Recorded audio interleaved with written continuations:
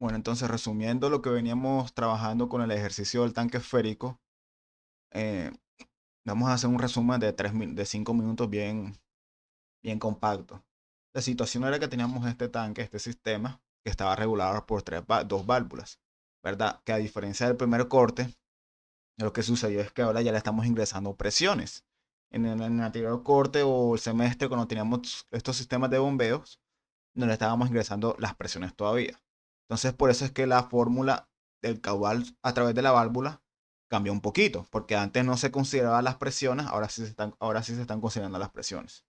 Entonces, teníamos los parámetros geométricos del tanque, ¿verdad? Volumen, radio, el área de la tubería, etcétera.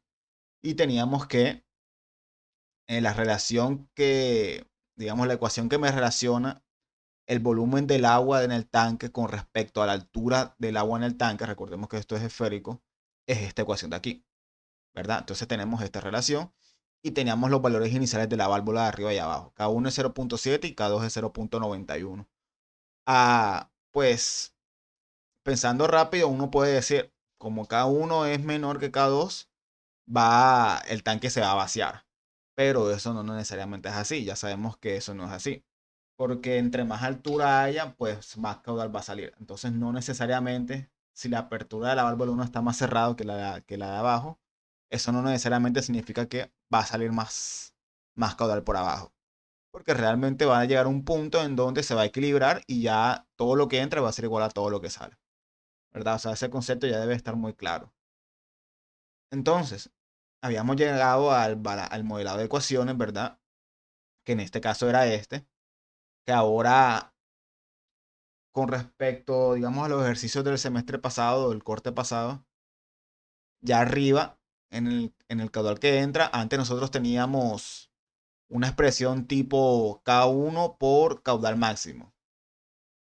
Esa expresión ya no es así porque ahora tenemos diferencia de presiones arriba. Entonces, por eso es que ese término cambió a este de aquí, que es como realmente se modela en situaciones reales. Digamos que cuando lo hacíamos en los ejercicios pasados, mm, estábamos haciendo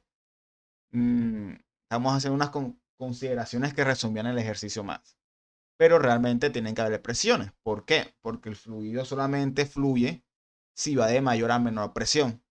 Si las presiones son iguales, si ustedes se fijan en la fórmula, por ejemplo, en P1 y en P2, si fuesen iguales, este término se hace cero y por ende todo se hace cero, lo que significa que no va a fluir caudal por ahí. Entonces, por eso es que las válvulas, digamos que me hacen ese impulso del fluido. Bueno, realmente es la bomba, que aquí todavía no estamos considerando la bomba, pero obviamente aquí debe haber una bomba para que el fluido pueda ir en esas direcciones, ¿verdad? Entonces, por eso es que salían ahora las diferencias de presiones porque estábamos considerando las presiones en el sistema. ¿Qué más teníamos? Por ejemplo, este término de aquí, listo, es la presión 2 menos la presión 3, pero sale la diferencia de altura. ¿Por qué? Porque, bueno, ya sabemos que si en la parte de arriba la presión es, aquí no donde estoy pasando el cursor, si la presión es de 350 kilopascales, la presión en el punto abajo sería 350 más la presión que me realiza esta columna de agua, que viene siendo este término de aquí. Digamos que este es un P intermedio, entonces el P intermedio menos P3, que es lo que está acá, es lo que me va a decir cuánto caudal va a pasar por ahí, como para entender mejor esta presión de dónde sale. Entonces, bueno, teníamos esto, y aquí el problema de este ejercicio era que el volumen depende de la altura, pero la altura miren que no está lineal, es decir, la altura aquí está al cuadrado y también por aquí está solita. Es decir, la altura realmente está al cubo cuando yo distribuya esto. Entonces, eso es un problema que vamos a ver ahorita y es del por qué cuando lo hicimos en Scilab lo hicimos diferentes. Pero bueno, ahorita vamos a ese tema. Entonces, sigamos por acá. Hacíamos la ecuación de estado estacionario, ¿verdad? Que aquí lo que se hizo fue esta misma ecuación, pero aquí en dB, en el volumen se reemplazó este término de aquí, que sale por acá esto. Bueno, realmente aquí este se cambió. Creo que en el video pasado expliqué que esta fórmula la cambié, pero es la misma de antes. Total, no importa mucho porque en la ecuación de estado estacionario sabemos que el diferencial se hace cero, ¿verdad? Entonces aquí la idea era despejar la altura. Llegamos a esta ecuación. Y reemplazando los valores que tenemos ahora mismo en las condiciones iniciales, K1, K2 y todos los parámetros geométricos, tengo que sé que la altura del agua en el tanque se va a estabilizar a 1.95 metros, con las presiones y con las aperturas de válvulas que está ahora mismo. Entonces hasta ahí va el problema. ¿Qué también pasaba? También se explicó en el video anterior que solo hay valores para K1 y para K2 de tal forma que se cumpla una relación física, que es que la altura del agua en el tanque no puede pasar ni de 0, que es el mínimo, y puede llegar hasta máximo 4, porque si el radio es 2, el radio de la esfera, entonces la altura va a ser de 4. Entonces solo hay ciertas combinaciones de valores de K1 y K2 que van a hacer que la altura del agua se estabilice entre 0 y 4 metros, que fue lo que hicimos acá en esta expresión de acá, que sale del anterior, ¿verdad? Sale de esta. Empezábamos de por acá, sino que ahora despejamos este término. Se despejaba y quedaba esta ecuación de aquí. Y con esa ecuación ya lo que hacíamos era despejar, digamos que hacíamos dos condiciones. Una con h igual a 0, que es el mínimo, y una con h igual a 4, que es el máximo. Y se reemplazaban las presiones. Bueno, en este caso, si h es 0, se quita este término. Aquí si h es 4, pues quedaría este valor que sale de 1000 por gravedad, que o sea, daría 9800, ¿verdad? Densidad por gravedad, por la altura, que en este caso sería 4. Ahí salía el número que borra ahorita. Y haciendo eso, pues, tengo los dos valores. Digamos, tengo las dos relaciones de los K para que el sistema sea posible. Entonces, ya yo aquí podría escoger valores de K1 y K2, pero de tal forma que su división me dé entre estos dos valores. Ya, porque si no me dan entre esos dos valores, simplemente eso lo que va a significar es que la altura se va a estabilizar o mayor a 4, es decir, si esta relación es mayor que este número, significa que la altura del agua en el tanque se va a estabilizar a un número mayor que 4, es decir, se va a derramar. Y si es mayor que si es menor, lo que va a significar es que el tanque se va a vaciar, simplemente. Se va a vaciar el tanque. Entonces, bueno, teníamos eso hasta ahí. Después lo modelado en SILAB. Listo, tenemos esta ecuación, que es el balance de masas, que lo llamamos a SILAB. Pero el problema que les mencioné anteriormente era que el volumen depende de la altura y no es lineal. Es decir, miren que aquí sale una ecuación de tercer grado. Es decir, si yo reemplazo esto acá, me sale este término. Recordemos que para yo modelar en SILAB, yo lo que quiero es despejar este señor. Esto es lo que siempre hacíamos en SILAB, despejar el diferencial para después mandarlo a un integrador, 1 sobre s, y después eso retroalimentado y también se graficaba. Pero aquí el problema es que no podemos despejar este término por el simple hecho de que el h no está elevado a la 1, sino que está elevado a la 2. También de remate está multiplicando a una, digamos, una constante y restando al mismo h. O sea, no es lineal este término para nada. Entonces, de esta ecuación no es posible despejar este término. Entonces, de ahí es donde viene la regla de la cadena, que fue lo que hicimos la última vez en la sala de informática. Que lo voy a explicar brevemente qué fue lo que se hizo. ¿Verdad? Entonces tenemos esta ecuación, que es el balance de masas, y tenemos la fórmula que me relaciona la altura del agua en el tanque con respecto al volumen que está llenando ese agua. Entonces realmente tenemos una ecuación de volumen que depende de la altura y que la altura también sabemos que depende del tiempo, ¿verdad? Entonces tenemos una relación de tres variables y para yo relacionar directamente el volumen con el tiempo, aplico regla de la cadena. Es decir, el cambio del volumen con respecto al tiempo, o sea, el primer término con el tercero, yo puedo llegar a eso haciendo un intermediario. Es decir, primero cojo las primeras dos parejas, o sea, volumen y altura, y después la última pareja, altura con tiempo, que es lo que sale después del igual. Es decir, para llegar de este a este, el cambio del volumen con respecto al tiempo, yo considero por parejas. Igual, entonces la primera pareja, diferenciar el cambio del volumen con respecto al cambio de la altura, y después cambio de la altura con respecto al cambio del tiempo. Eso es regla de la cadena, que es básicamente lo que se ve en cálculo multivariable. Entonces, ya yo aquí, como yo quiero este término, es lo que me interesa para modelarlo en Scilab, lo despejo. Este término pasa a dividir al lado izquierdo y me queda esto de acá. Entonces, esto simplemente lo que me está diciendo es que yo en Scilab necesito sacar este término de alguna forma, sacar este término de alguna otra forma, dividirlos y la división ya me da lo que yo quiero. Que eso es lo que está aquí. Por ejemplo, el primer término, derivada del volumen con respecto a la altura. Listo, yo tengo mi ecuación del volumen, ¿verdad? Antes de derivar lo que hago es distribuir, es decir, el H2 lo multiplico adentro para que sea más fácil la derivada y luego ya lo derivo respecto a la altura, ¿verdad? H2, el 2 pasa a multiplicar, queda 6 y el 2 menos 1 aquí queda H y aquí quedaría 3H a la 2, una derivada simple. Este término ya lo armo en Scilab, que sería el diagrama de bloques que ven aquí a la derecha, ¿verdad? Entonces ya tengo este término de aquí. Me falta el de arriba, que realmente el de arriba ya lo tengo porque fue el que sacamos del balance de masa, que es este de aquí. Es decir, ese término lo saco de esta parte de acá. ¿Por qué? Porque la derivada del volumen con respecto al tiempo es esta, simplemente que la densidad lo tengo que mandar a dividir al lado izquierdo, que eso es lo que está mostrándose aquí. Como para que, sino que aquí está dividido.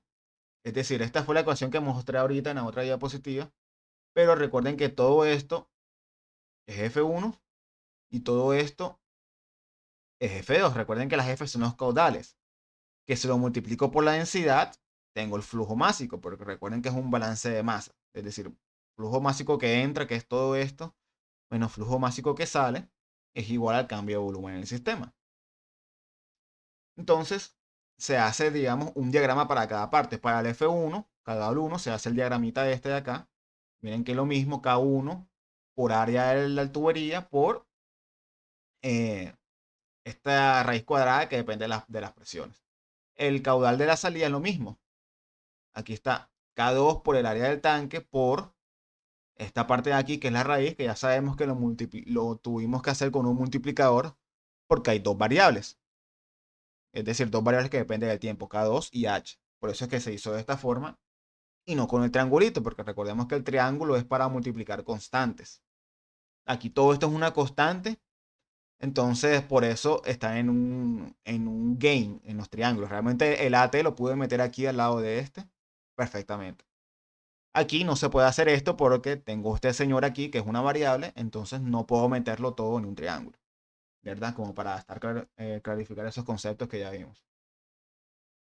Entonces, bueno, ya que tengo el F1, el F2, van aquí, como recuerden que es un balance de masa, lo multiplico por la densidad, que viene siendo esta parte de aquí, esta densidad, y como yo necesito despejar es el dB sobre el dt, la densidad pasa a dividir, que es este señor de aquí.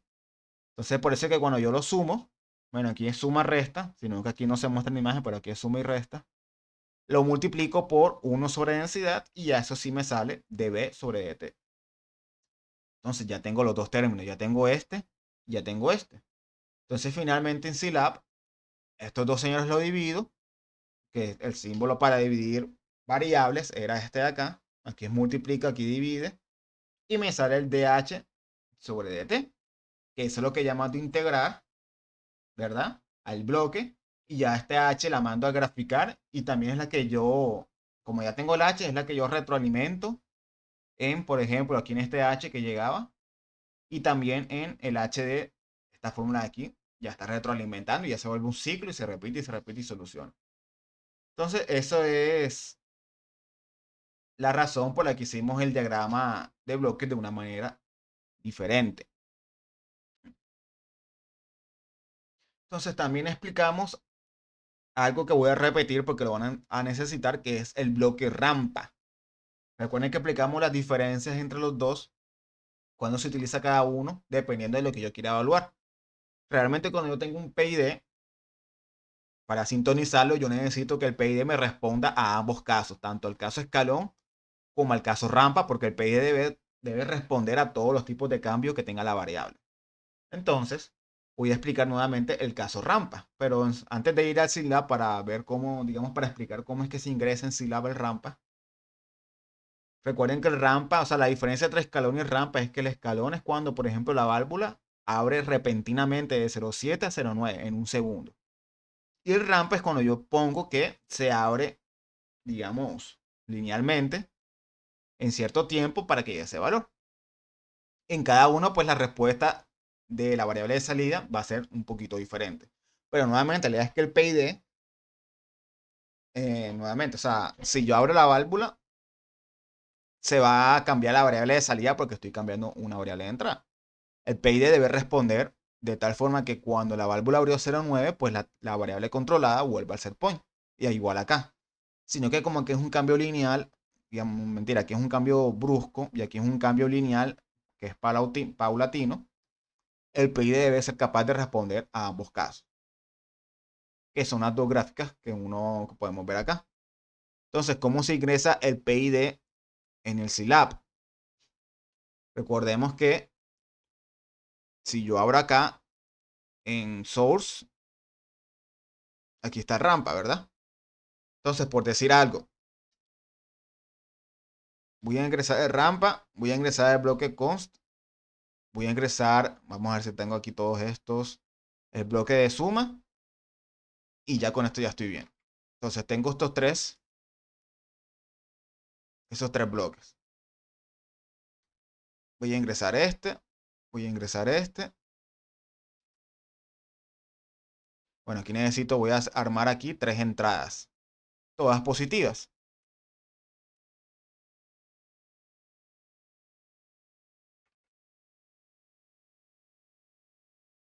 Vamos a eliminar esta línea y listo. Entonces ingreso este. Ahorita explico nuevamente por qué estoy ingresando dos rampas en vez de uno. Pero era para el tema de cancelar la rampa cuando va subiendo. Entonces pongamos que voy a hacer el ejemplo con presiones porque el parcial es con presiones. Por ejemplo, supongamos que aquí la presión es de 100 kilopascales. Entonces sería entonces 100.000, ¿verdad? Porque tiene que ser un valor en pascales para que las unidades del balance de masa sean consistentes. Dato importante para que lo tengan en cuenta. Entonces, supongamos que,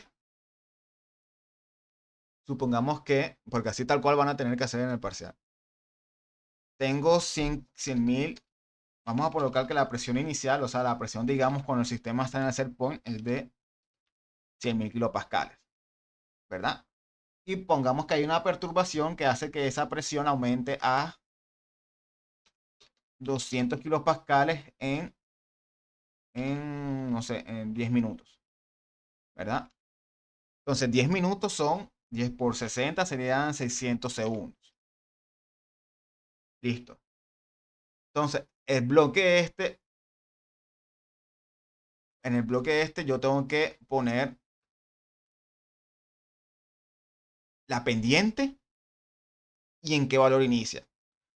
Entonces, supongamos que o sea, la presión está en el set point y después de un minuto es que va a haber una perturbación. Entonces, eso iría en el start time. O sea, el bloque rampa va a empezar a actuar después de 60 segundos porque todo tiene que estar en segundos.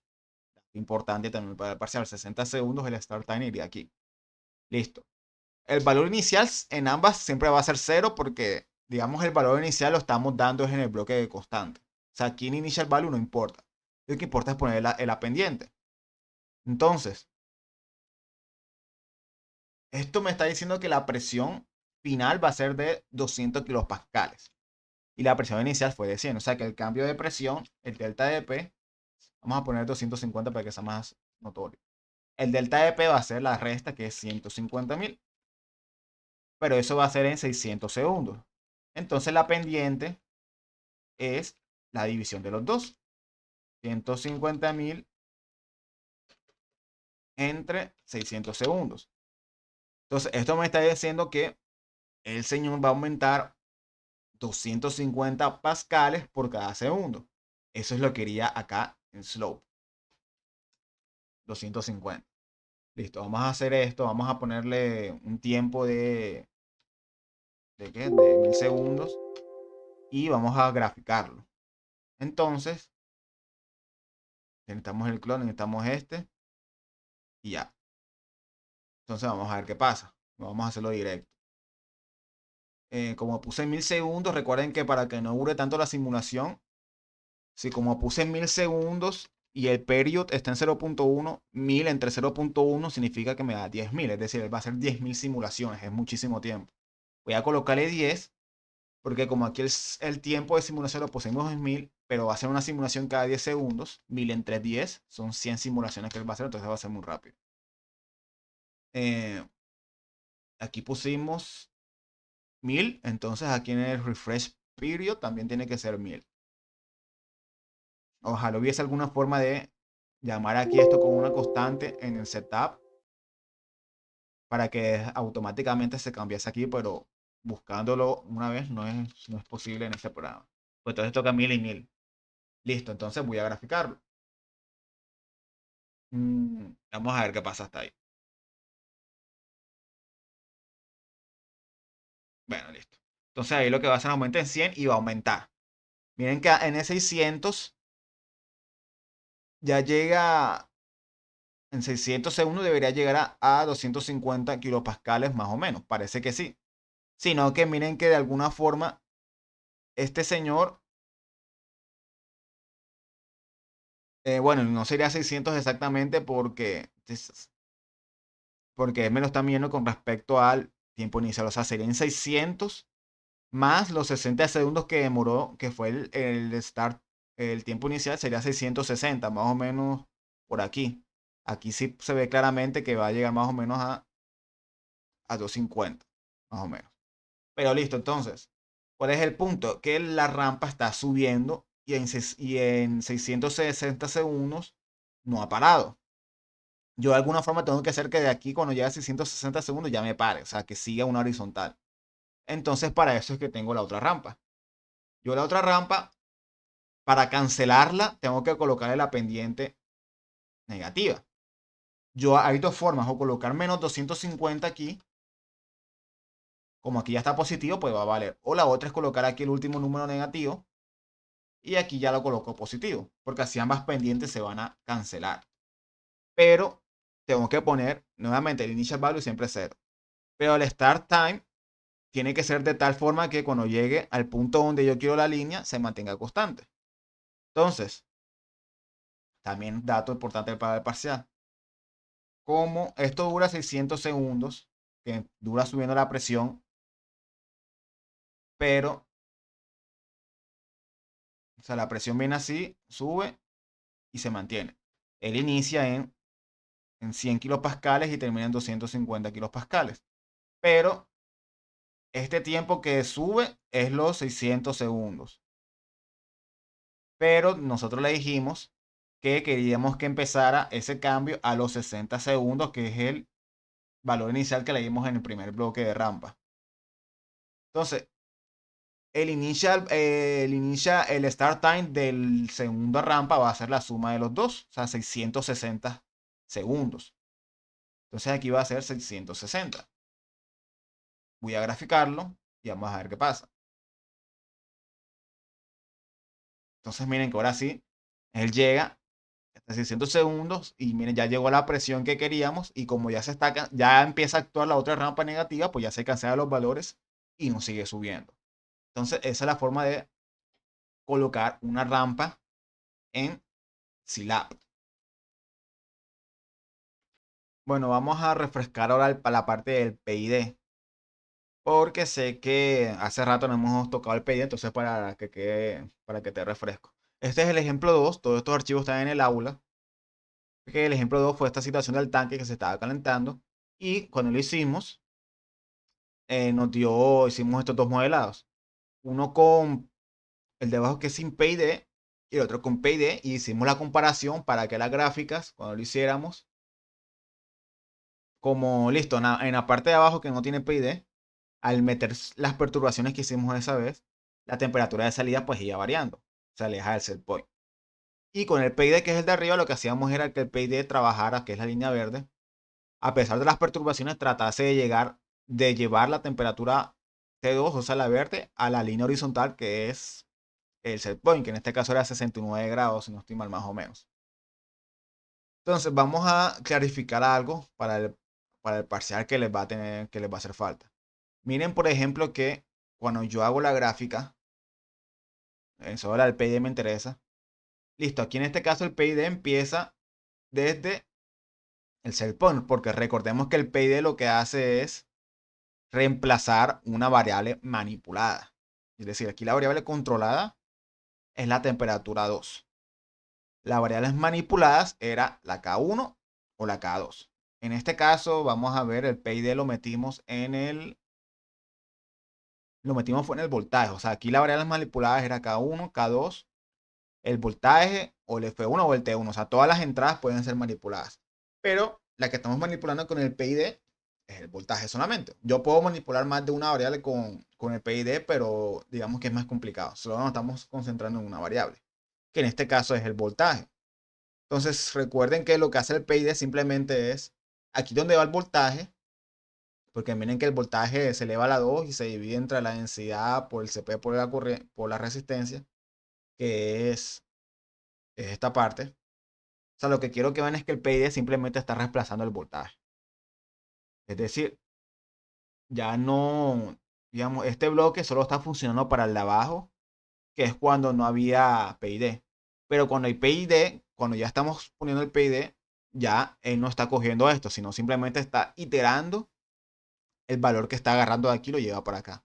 ¿Por qué? Porque recuerden que el PID lo que hace es compara el valor del set point T2, por eso que está en un bloque constant, porque este bloque constant está cogiendo es el set point de T2, que está en el set context, que está con una fórmula de hecho, y retroalimenta el valor del T2 de aquí de los balances.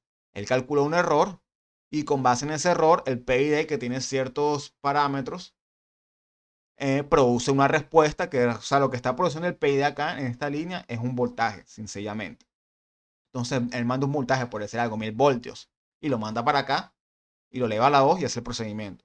Después sale otro error. Si el error es muy grande todavía, entonces él aumenta a 3000 voltios, por ejemplo. Vuelve y lo lleva y así sucesivamente hasta que él ve que esta diferencia se va haciendo poquita y hasta ahí deja el voltaje. Entonces, eso es lo que hace el PID, simplemente es, cambia el valor de una variable. Entonces, ¿qué pasa? Que miren que cuando yo simulo, ¿verdad? Hago la gráfica, eh, voy a, voy a ver qué valor me está dando el PID. Es lo que yo quiero sacar.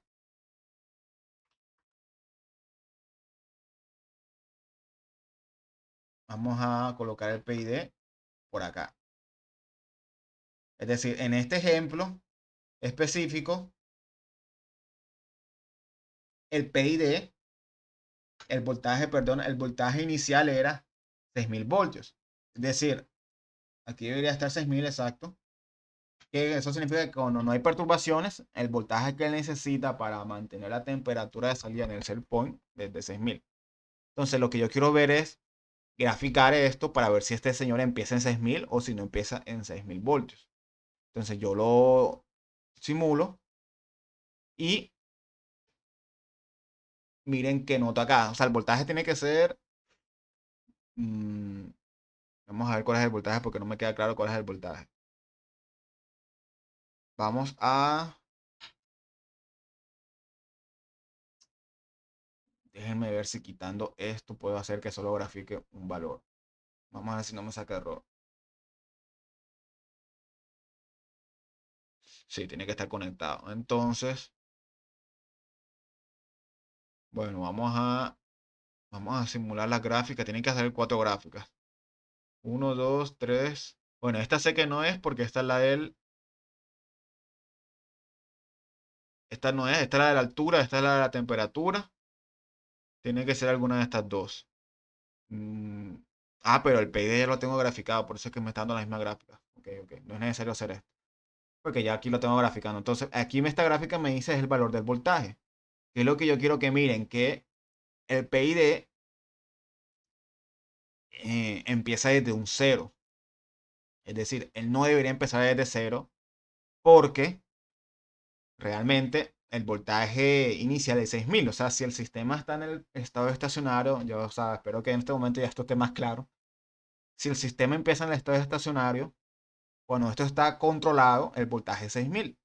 Ya si después hay una perturbación, listo, el PID empieza a actuar, pero desde un valor inicial de 6.000. Entonces lo que quiero que vean es que ahora mismo el programa no está reconociendo que él debe empezar desde 6.000. Está empezando desde cero. Entonces por eso es que él hace esta sobreoscilación. Porque él todavía no sabe que empieza desde 6.000. Ustedes se imaginarán que si yo les digo al programa que empieza desde 6.000, entonces el tiempo de respuesta va a ser mucho menor que el de ahora porque ya inicia mucho más cercano al valor que debería. Entonces, yo para hacer esa simple modificación, como aquí no tengo forma en el PID, perdón, aquí, de decirle a qué valor debes iniciar, porque no en ese bloque no lo permite, a diferencia de MATLAB, que sí está la opción. Simplemente lo que voy a hacer es agregar una suma y le voy a agregar el valor del voltaje, que ya este valor viene del set constant, que él sabe que es de 6.000.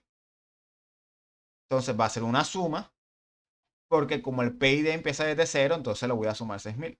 Así de sencillo. Entonces, ¿qué voy a hacer? Voy a quitar esta línea y voy a llevarlo acá. Entonces, como aquí empieza desde cero, y aquí ahora con una suma empieza a sube a 6.000. Entonces, ahora sí lo mando. Voy a hacer de nuevo las gráficas y voy a ver me interesa ver la del voltaje. Que la del voltaje es esta de acá.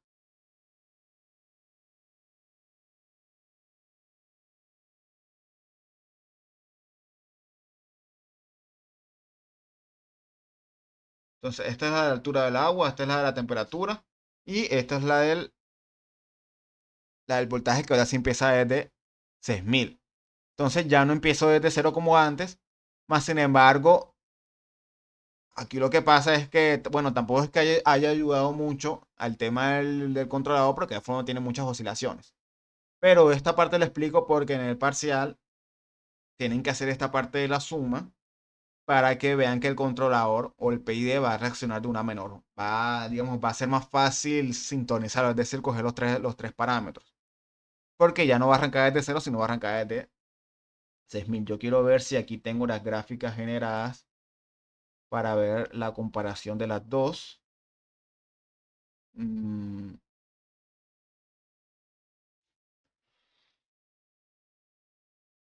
realmente, bueno, aquí no se nota, realmente no se nota mucho la diferencia porque las oscilaciones son bastante parecidas. Porque aquí era cuando, en esta gráfica era cuando el PID iniciaba desde cero y aquí es cuando ya inicia desde 6.000. Pero bueno, en este caso no marca mucho la diferencia. Pero en el parcial, bueno, ahorita que lo explique, traten de hacerlo de las dos formas para que vean que se va a notar mucho la diferencia de las gráficas. Entonces ya saben, con el PID le suman el valor inicial y eso sí lo mandan al portal, que va a ir a la variable control, a la variable manipulada, y eso lo mandan a graficar también. Entonces, listo, hasta aquí vamos a dejar esta parte para ahora sí empezar con la explicación del parcial en la siguiente parte. Bueno, entonces expliquemos el parcial. Consta de 4 partes. La última parte es con el PID. Entonces, ahora mismo ustedes deberían tener el diagrama de esta forma, pues con el último video que envié debería estar de esta forma, ¿verdad? Eh, Aquí la condición inicial, pues ahora mismo está de H, que ya sabemos que en el set constants él tiene una fórmula y con base en los valores iniciales, él debería producir 1,95. Recordemos que estos tres bloques lo que me hace es mostrar cuál es el valor inicial en la primera iteración que él hace. Por ejemplo, si yo aquí hago la gráfica, me va a salir una línea horizontal en 1,95 porque sabemos que todas las variables están en el set point. Es decir, el set point ahora mismo son estas dos con las tres presiones, entonces están en los valores iniciales, entonces la altura del tanque me va a dar 1,95, que eso, bueno, ya lo explicamos en, en esta parte de acá. O sea, ya eso está ahí. Entonces, hasta ahí deberían tener ese diagrama. Entonces, aquí las presiones eran constantes. Por eso que no son variables porque no están en un bloque constante, así como estas, como las K. Pero entonces en la primera parte ya no van a considerar constantes, sino que son variables para después hacer el tema de la perturbación más abajo. Entonces, ya como son tres presiones, deberán crear otros bloques como estos tres veces, pero cambiando las presiones. Y obviamente aquí ya no puede entrar la presión en un bloque de constante, ni tampoco aquí, porque ya tienen que entrar con los respectivos portales. Ustedes ven esta imagen, que bueno, estas dos imágenes realmente es como guía para la tercera parte, pero ya con estas dos imágenes se pueden más o menos ver cómo va a quedar esta primera parte.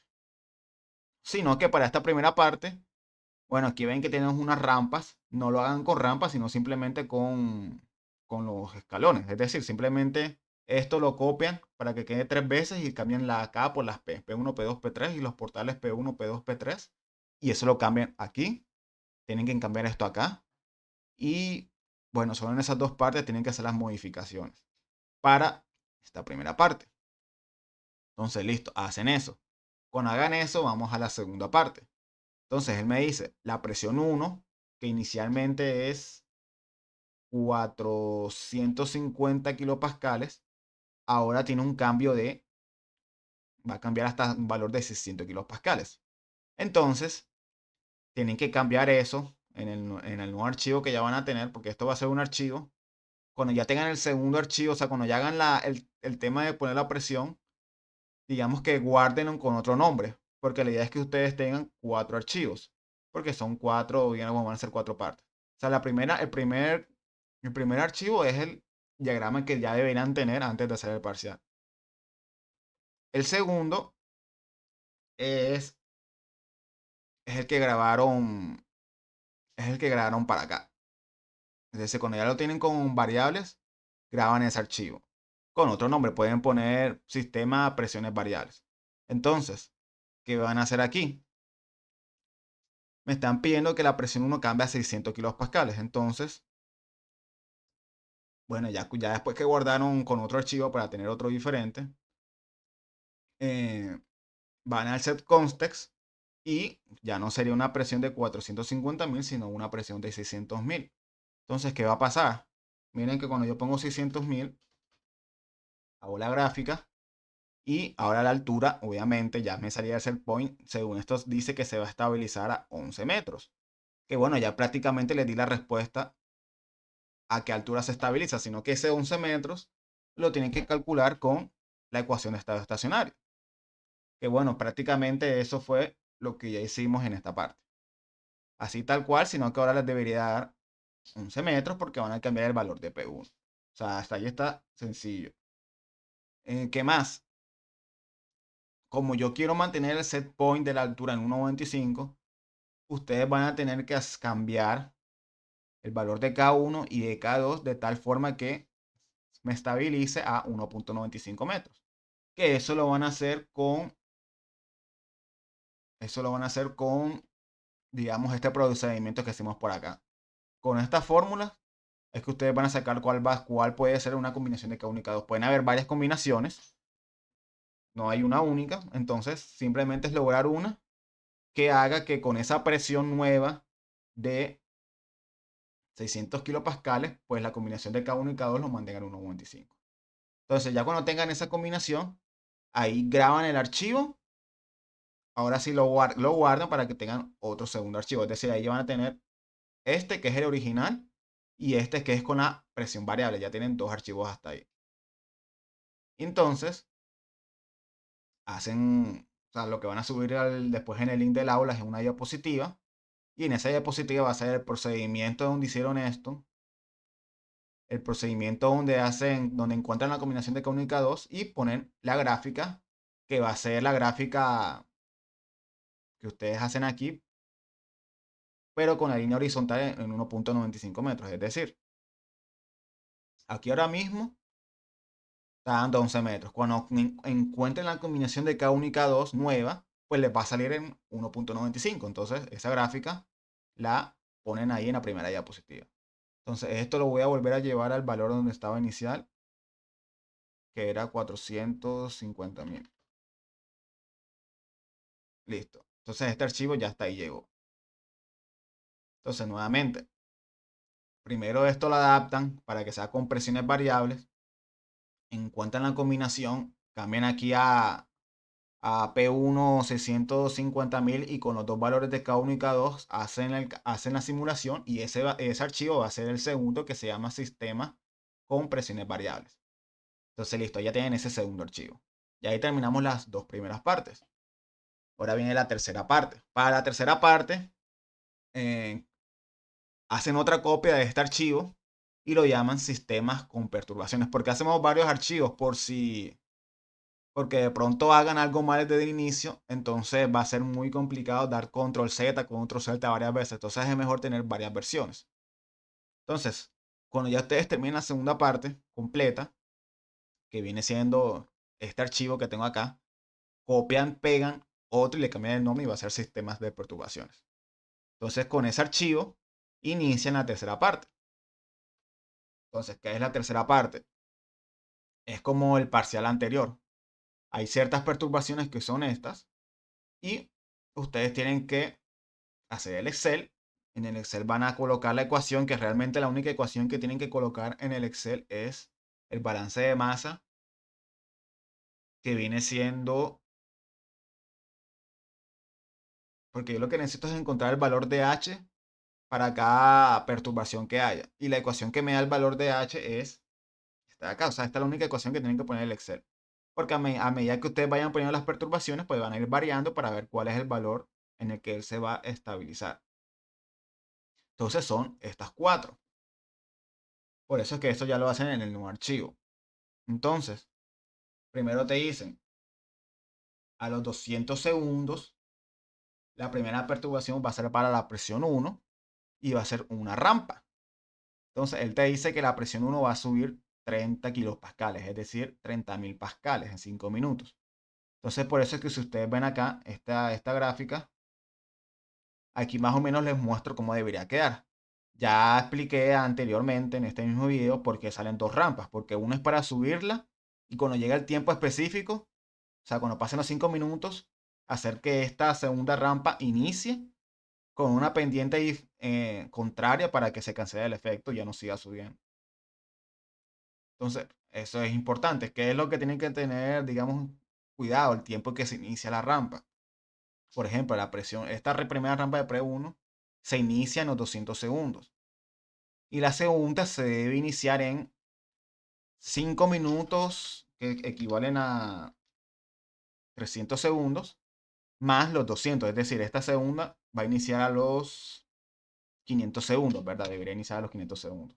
O sea, esas cosas deben tenerlas claras para hacer esto. Porque en el P2, que es la última, es similar. Entonces, listo, ustedes hacen primero en Excel, cambian la ecuación que les mostré arriba y el Excel les va a dar el valor de H. Entonces, listo, les da el valor de H y ustedes, por ejemplo, si la gráfica les da, por decir algo, obviamente la gráfica debería empezar, porque miren que tienen que empezar en ese Excel, en este nuevo archivo, tienen que poner el set constant de nuevo en los valores iniciales. Porque recuerden que ustedes copiaron y pegaron el anterior y el anterior lo tenía con otros valores en K1 y K2 y P1.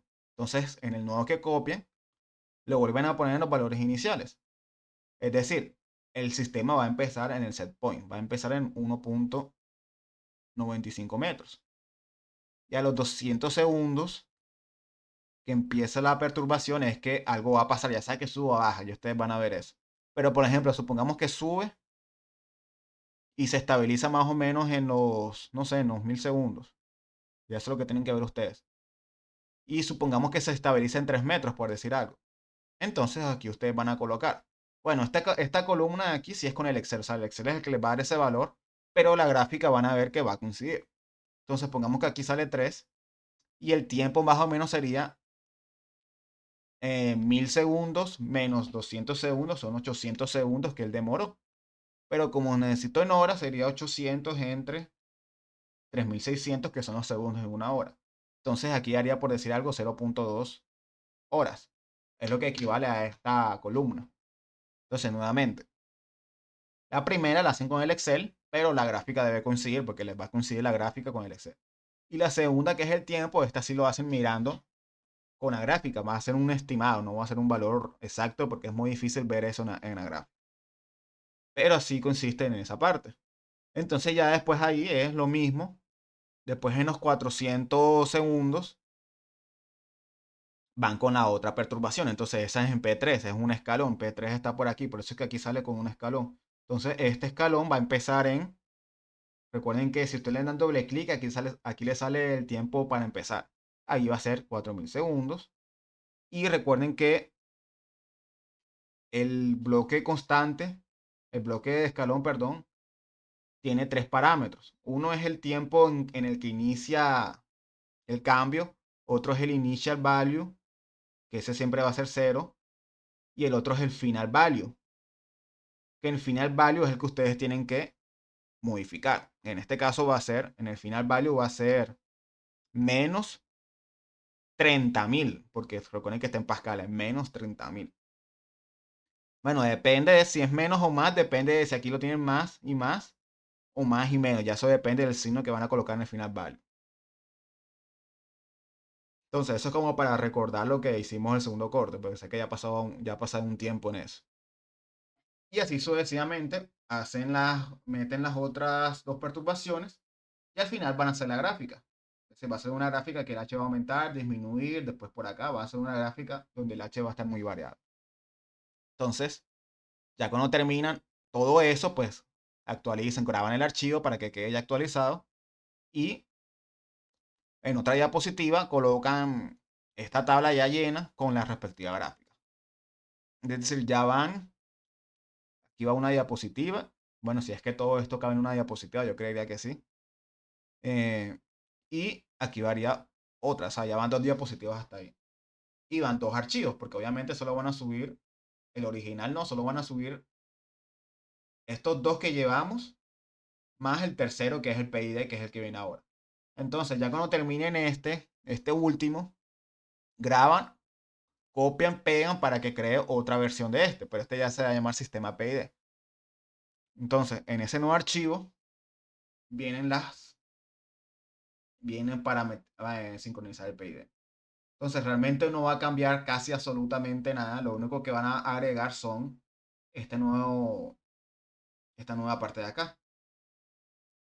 Pueden guiarse del ejemplo 2 y el ejemplo 3 que ya está en el aula, porque ahí ya han puesto digamos, cómo se ingresa el PID en el programa.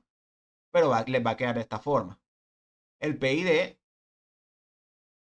va a ser para cada uno. O sea, recapitulo todo. Listo, aquí estamos haciendo una tercera parte de esto, ¿verdad?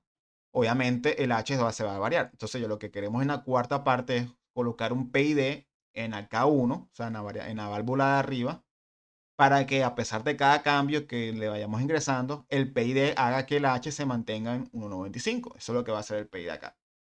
Entonces, por eso es que en el diagrama de masa, del balance de masa, digamos en la fórmula del caudal 1, ya no va a ser un K1 aquí, sino va a ser el PID que viene retroalimentado de este bloque de acá, ¿verdad? Ya esto lo expliqué antes, en los primeros minutos de este video, de por qué el K1 se suma aquí, porque recuerda que el PID empieza desde 0. Entonces necesitamos sumarle el valor de K1 para que sea más fácil. Y bueno, entonces, ¿qué tienen que tener en claro? Que el H, porque recuerden que el PID puede, listo, empieza desde el punto, él va a hacer unas oscilaciones y después llega al centro. Después a otra perturbación hace oscilaciones y encuentra el punto. O sea, lo importante es que verifique que esas oscilaciones se mantengan siempre entre 0 y 4, porque es la altura del tanque. Y también que el valor de K1, que viene siendo el PID, recuerden que el PID está reemplazando el valor de K1 simplemente. Pero el valor de K1 tiene que ser entre 0 y 1, porque es una válvula. Entonces también por eso tienen que ser las dos gráficas para verificar que ambas gráficas se mantengan entre esos dos rangos. Entonces, básicamente, bueno, ese sería el parcial.